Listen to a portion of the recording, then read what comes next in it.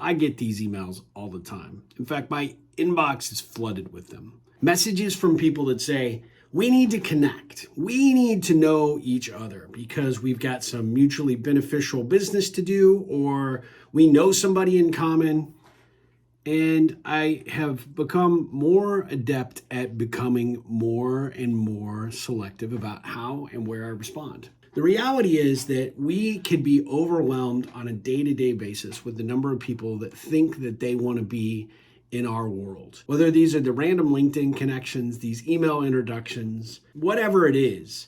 And when you look at that, the common denominator is that there is a laziness to the process. What do I mean by that? Well, lazy in the terms of the fact that this person has not taken the time or extended the effort, but to send a very simple email, which, let's be honest, with all the tools that are out there, these are probably being written by an AI bot anyway. And then they just fire these off, hoping out of 100 of these that somebody might respond and say, oh, thank you, but I'm not interested. They got a live one. Or, not really good time, or thanks for reaching out, but I don't see where we could connect. They got a live one. Or they see, because they got this sophisticated tracking software, when you open it, how long you stay on it, whether you go over to LinkedIn to see who this person is, they got a live one. The reality is this isn't just marketing. This is how people are actually going about and building their networks. They are trying to shoot out 100 arrows, hoping they hit one or two. And I don't know about you, but I know that my inbox is flooded with them, and it's annoying and it's frustrating. But the reality is that when I look at these people, and I have looked at a few of these people, they got a live one, they would have served themselves so much better if they had sought me out, picked up the phone and gave me a call, sent me a letter, a note of some sort in the mail, that says, hey, I would love to get together with you. I would love to explain what I do, how I do it, and why it would work for you. That would be on the marketing side, right? Why do I want your business? Why do I want your service? You need to give me a compelling reason. But also for these people that think that they would be benefited by being a part of my network, by being a part of my community, putting a little bit of extra effort into it to actually explain why I personally would benefit from knowing you or including you or engaging with you in some capacity goes so much further than just these blind random emails or messages on LinkedIn or Facebook or wherever they come from. The reality is that if you want to get good at connecting, you are never going to have success doing this, ever. For 100, you might get one or two people to look at you. And really at the end of the day, maybe they accept your LinkedIn invitation, but then what, right?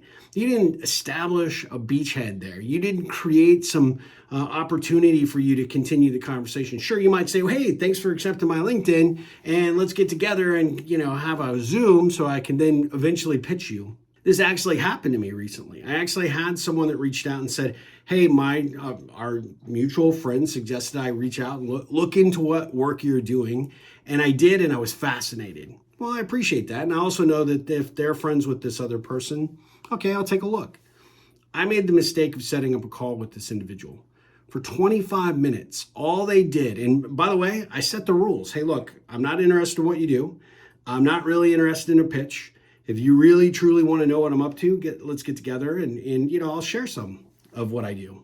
So I set it up with the right expectations. We got that thing on the calendar. The day comes, jumps in. I gave him just a very, very brief overview of what I'm doing as an entrepreneur and asked a little bit about what he did. Actually, I asked specifically, what excited you about starting this company? And he didn't tell me a thing about what excited him about starting this company. He just pitched.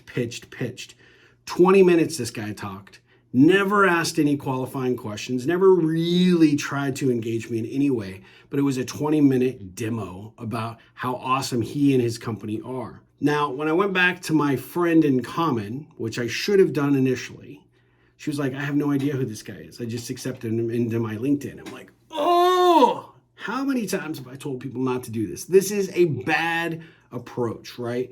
But now this person has tried to weave their way in, and they're using your name to do it. She, of course, was mortified and frustrated that this was happening, and of course, reached out to this guy. 20 minutes of my life I can't get back. And at the end of our call, I was very nice and respectful, and I said, did you read the email that I sent to you? And he said, yes, I did. And I said, what did I specifically say?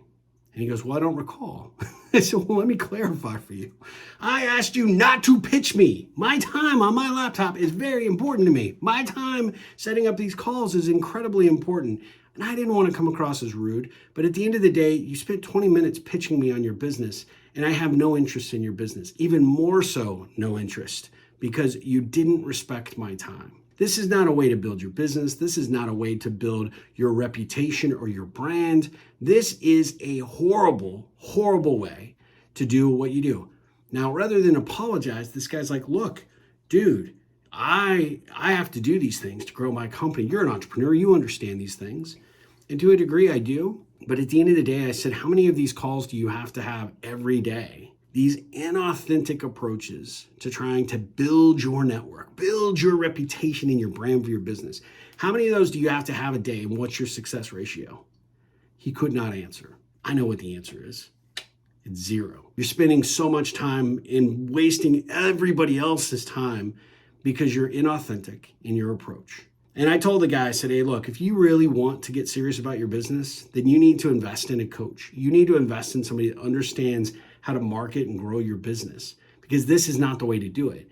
And if you really want to get good at authentically connecting with other individuals, come back to me. I'd be happy to share some time with you. You'll pay me, but I can help you do a much better job than this. You can imagine how that went over, right? Hey, well, yeah, let me think about it. I'll get back with you, because he's on to the next, potential victim. The reality is these things happen all the time. It's super frustrating, but we also are allowing ourselves to have it happen, right? When we make ourselves open to new connections, when we open those emails, when we actually say, oh, okay, I'll take the bait.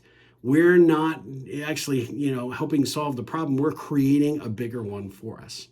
And I know, just like you, I probably get overwhelmed with these. And rather than just seriously just clicking delete on all of them, I do tend to look at people, because you do know, and I've said it before, you don't know where the random great connection is. But if you follow Steve's rule, which is it probably doesn't come in through this channel, through this approach, with this strategy, they're probably not the kind of people that you want in your network anyway.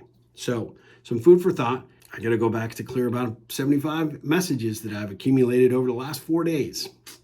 Yay. They're not going to get a live one this time around. I promise. Until next time, my friends, go out there, make a difference in the world, make a difference in someone's life, and you will make a difference in your own life. As always, ripple on.